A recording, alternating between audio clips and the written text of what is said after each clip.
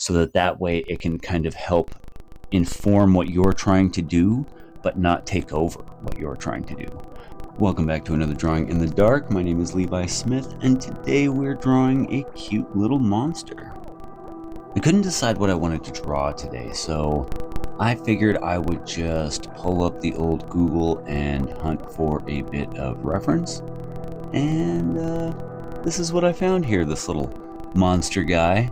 And so I figured I would use him as a interesting jumping off point here to talk a bit about referencing. So of course, I'm always using my Bic pen here in my Illo sketchbook, and I really just start with light lines, sketching in the most basic shapes here, just doing my construction work and compositional work at first. Composition's pretty straightforward. We're just doing like a centered kind of focus, give all of our attention here to our little creature. But I'm not worried about following my reference exactly, just letting it kind of guide my way into this drawing here. So referencing can have a bad name. It can feel like cheating, copying, or stealing, but the truth is that referencing is good. So an important aspect of learning is study. Proper art studies are hands-on, and just looking at a picture isn't enough to understand its content. One must really render it in one way or another. Musicians learn by playing other people's music. Mathematicians learn by using other people's equations. Most people learn by being shown the task by another person and then mimicking, copying the initial techniques that they see other people demonstrate. And with art, it's no different, right? Just be sure to give some credit to what you're referencing, what you're lifting from, what you're being inspired by, and never pass off work that isn't yours as yours. And even tracing is fine, especially to develop hand skills for rendering. But keep in mind that tracing doesn't really help you learn the foundational construction skills that lead to better drawing. It really just kind of helps train your hand in like muscle memory aspects and stuff. Otherwise, if all you're doing is really tracing, then you're not developing actual like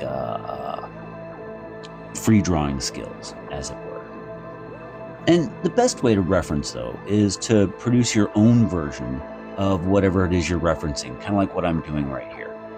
Don't draw it directly or exactly, unless that's your goal. But let the reference influence and guide your own inclinations. Originality will come from your own physical abilities and conceptual goals. Or, I don't know, better put, in the course of this effort, your results will naturally become your own expression. And so, to me, an important thing about art and art making at any caliber is that it's an expression and an activity that one should be enjoying and maintaining a passion for. Being an artist is about making art.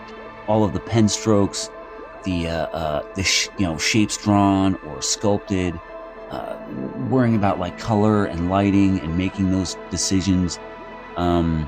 Even the errors in your choices, in your use of proportion, anatomy, perspective, lighting, learning about how to execute these techniques and how to use them in your work or even eliminate them entirely.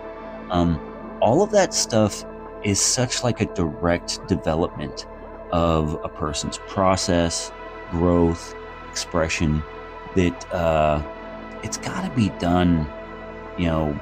It's got to be done. And really, like, I don't mean to be a gatekeeper in any kind of way, but real artists want to make the art. They don't simply just want it made for them. That's a client, a consumer, a collector, someone who definitely enjoys and appreciates art, but isn't really in the business or practice of making it. And so I mean, when things kind of come to a point where if you're not the one actually making the brush strokes, adding in the pigments, the colors, doing all of that kind of hands-on work, and whether digital or traditional. But if you're not actually building it bit by bit from the sketch to a process image to a final rendering, you're not really the artist. And I don't think I'm gonna really be very compromising or open to other ideas beyond that, as far as like what is and isn't an artist. And so with a piece like this, even though I'm referencing it even to a pretty significant degree, as far as I'm not even necessarily warping this reference in a way where I'm trying to like create my own monster and then using this little cute monster as kind of like clues to improve it, because that's a great way to reference, is say sketching out and drawing your ideas first before you look at anything, and then from that point looking at stuff, so that way it can kind of help inform what you're trying to do, but not take over what you're trying to do. Where in this kind of instance, really, I'm super dependent on my initial piece of artwork here that I pulled off of the internet. But at the same time, I am still trying to make it in my way, in my fashion, I guess. And really, sometimes that's all you would have to do to come up with an iteration that is yours, where I don't feel like, of course, this is referenced and copied to a degree, but it's not a one-to-one tracing. I've added in my own kind of sensibilities and flair and my own little scratchy, shitty little pen drawing here. And, so it becomes mine through this process. And from there, I'm not going to necessarily feel like, and I will often, when I'm showing off drawings and stuff that I've done, or designs, and this is way more in the case of, say, like tattoo designs, I'm pretty open about my attribution of where I've been inspired and where I've lifted ideas and stuff. And often with tattooing, there's the process of a lot of clients will bring you images that they want done. And so in that kind of fashion, I'm kind of, forced into that level of heavy referencing, tracing, lifting, copying images, and then yet still trying to build up through iterations, for the most part, a new version of all of that stuff. And then, compiling it, composing it, rendering and drawing out the overall designs, and then even that process from the transferring and tattooing and stuff, those kinds of like copy of a copy of a copy kind of allow even more kind of smaller, nuanced kind of originality to it, so that a piece, especially in a traditional sense, has those it's like a warmer feeling to the art, where it's not 100% crisp or exact or mathematical in a way that kind of gives it a more human kind of feel and touch, almost like the difference between like an MP3 or a digital recording of something versus like an analog recording of something from a cassette or from a record or something. There's a grit, a natural grit to human-made art that I think is a really important element that I find aesthetically pleasing. So yeah. And of course, as I'm going through here and slowly building things up, thinking about really basic lighting methods and everything here. I mean, I'm not necessarily trying to show you how to draw this cute monster or really anything else in general, other than just trying to I guess just demonstrate what I do and how I like to do it, especially in these early stages. All of these sketchbook drawings here are mostly like conceptual early stage kind of drawings where they're meant to be exploratory, they're meant to be rough, they're meant to be the earlier stages of a more advanced, more thought out, more rendered out kind of piece. But yeah, that's I guess that's kind of what I'm doing here. At least maybe. Once everything is worked out with the overall piece here and the details, I get into the shading. Using my standard above and to the right kind of light sources, which are easily identified by the highlights in the eyes. I just mostly build this up, work up the values and contrast, trying to focus on particularly darker areas and, leaving a lot of unshaded space basically to use to build the highlights. A powerful referencing method is using a handful of different pieces that may or may not directly relate to what you're drawing, but using, say, the color palette from one piece and the composition from another, while using a third to inform your primary subject, this can really unlock like the combined powers of familiarity, ingenuity, expression, and really make something even more so your own versus, say, redrawing an existing image in your own style, which is a great place to start. One of the things in tattooing, and especially with during an apprenticeship and the art training that goes into it, because a lot of it is focused on drawing flash tattoo designs, which are the designs that you typically see on the walls in tattoo shops.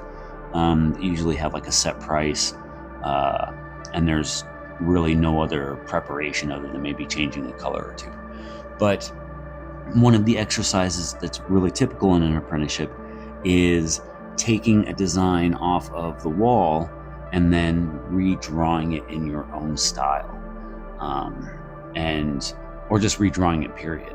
Because the hand motions going through the piece, rendering it out, is almost kind of like a rehearsal towards doing the actual final tattoo design in the skin. And so having that practiced exposure to the piece and all of its details and stuff really prepare you more for like a final rendering and kind of teach your mind a little bit about where things go, how things fit together.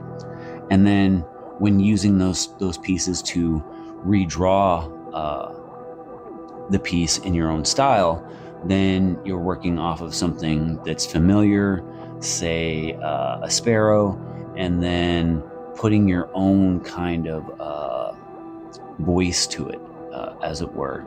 And then doing that with many, many, many pieces, you can then have your own interpretations of the existing common designs that are available with Tattoo Flash. This kind of exercise is really good even if you're not getting into tattooing and stuff, because it does, like I said, exercise the hand and provide as like a rehearsal so that you can become more familiar with how things fit together. Also for like performative drawing, when you're drawing, say, for a camera or in front of other people and stuff, you can have a few designs kind of memorized how they fit together so that you could quickly and easily kind of demonstrate some skill or familiarity, like being able to play a song that you've memorized just kind of off bat, on the spot. For illustrators, I think it's actually really useful to have a few quick little things that you can draw confidently and stuff in front of other people and really be able to demonstrate your skills. And through here, yeah, we can see that I'm, darkening things out here in the mouth and whatnot, focusing more now, not just on the composition of the lighting itself, like where the lights and darks go, but now how dark should these darks be? And then how do I use that to make the highlights feel more like actual highlights? And of course, this is all just a scribble crosshatch. I'm not being too particularly deliberate or careful or conscientious of, say, using my crosshatches to directly follow the form, but really just to kind of establish an initial sense of light values. And in that sense, once I finish a piece like this, if it is something that I do end up wanting to, say, rework, do a more finalized version, bring it up to the scope of, say, a painting or a poster, or maybe a flash design that I would make available online or something, then I would go and take from this finished version and let that inform something that I'm going to put quite a bit more consideration into, quite a bit more time, and then that would kind of ensure that what I'm doing is I'm coming from, say, a fresh idea from one of my sketches, but then having enough of foundational work done for it that it's much easier to take that already successful concept and then invest all of the huge amounts of time that it would take to develop it into a finished kind of art piece. Not that this in itself isn't exactly an art piece, it is, but as far as like the functionality of a piece like this is more of a stepping stone in the process versus really like an end finished result. And besides, stuff like this is it's fun to draw, and that's a big part of, I think, drawing. One of the things that my inclination has really moved me towards is drawing skulls, edgier, kind of weird stuff, dark stuff, horror art, zombies and monsters and stuff like that, of course. And that's something that when I sit here and I'll draw a piece like this, especially for my own devices, my own purpose, even if it's just to refresh myself, which is kind of what I'm getting to, is that pieces like this will reinvigorate me and my creative sensibilities so that I'm more effective and more tuned in to the pieces that I'm working on that are more like work-related, commission type stuff. So I will often make the joke that I will take a break from drawing by drawing, and that's really, really quite true, because sometimes I just need to go off and draw a thing that has no other purpose other than for me to kind of like noodle around for myself. And that kind of inclination, I think, is really, really important in the process, and especially for, say, like the creative and mental health of an artist, where you can really burn yourself out by overloading yourself with commissioned work, turning it into work, making it, altering the context of what you're doing to just work, where you don't have a choice when you get home tonight whether or not you're going to draw a thing or crochet a thing or bake some cupcakes or something like that. You've been hired to do so now and paid, and so now you have to come up with the goods, and you've got a deadline, and so tonight you can't watch any Netflix or play any video games or anything like that. Tonight you got to stay up till 3 o'clock in the morning doing the thing that you thought you loved well enough to do all the time, but it turns out that when you don't have a choice on whether or not you get to do it tonight or not, or how long you're going to be doing it, really quickly turns into a burden, and a strange kind of burden too, because then it can kind of kill the joy that you get from doing the activity, and then even ruin that activity for the rest of your life, as far as like the connotations and context under which you have your experience in doing it and going through it and stuff. And I've seen that happen to a good number of people, where with drawing, that say that they love to draw, but Once they have to draw, then it becomes something of like an obstacle or some great kind of burden that they can't quite get past. And with many other hobbies and activities and stuff, someone's really good at doing cupcakes and cakes and whatnot, and they absolutely love it and they enjoy it and they're really, really good at it. And then they eventually start doing like birthday parties and other kind of like commissioned work and stuff. And that's really exciting at first until they get like some 300 cupcake order where they all have to be fresh and they all have to kind of be made in a single night. And only really have your one oven in your kitchen, and you're completely overwhelmed, and the amount of supplies that you end up having to get, and the trips to the store, and the text messages from the client really just all end up becoming something where it's so overwhelming that what you make off of it isn't nearly worth it to you in the context of what you had to go through. And then you're like, yeah, I'm not going to do this anymore.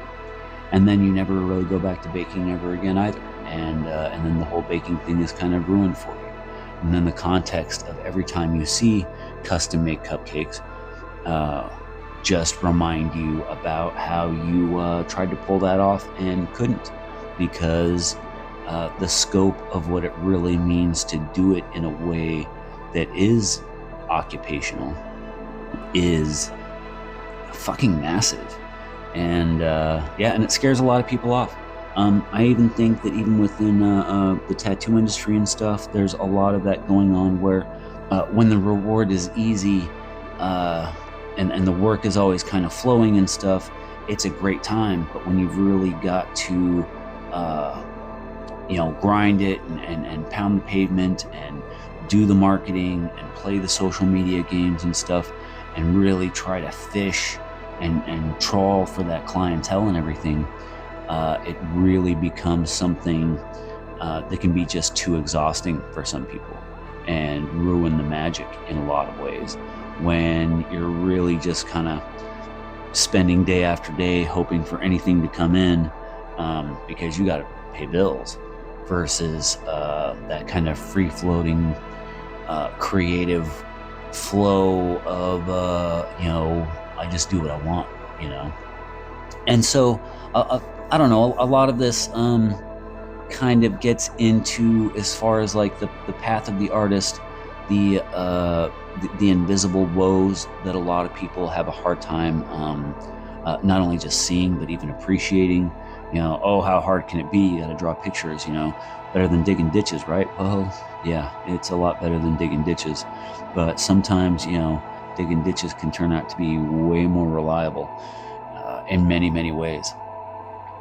But anyway, this whole bit here has been fun and everything. One of my favorite little additions here towards the end is doing this like little non-overlapping kind of multi-directional hatching lines here just in the background, just to create a little textural flourish, as it were. And that's pretty much the whole show here today, I guess. This guy, he turned out pretty cool. I really like how things worked out. It was a pretty straightforward and easy video for me to put together here while I'm scrambling to keep up with other projects. And I like how it turned out. Don't forget to check out the description for all kinds of links to the Patreon, the Jade Monkey store, the Redbubble store, social media, all that other stuff where you can find and buy and support this stuff here, what I'm doing. But just for watching, especially to this point here, that means a big deal. So thanks, and we'll catch you later.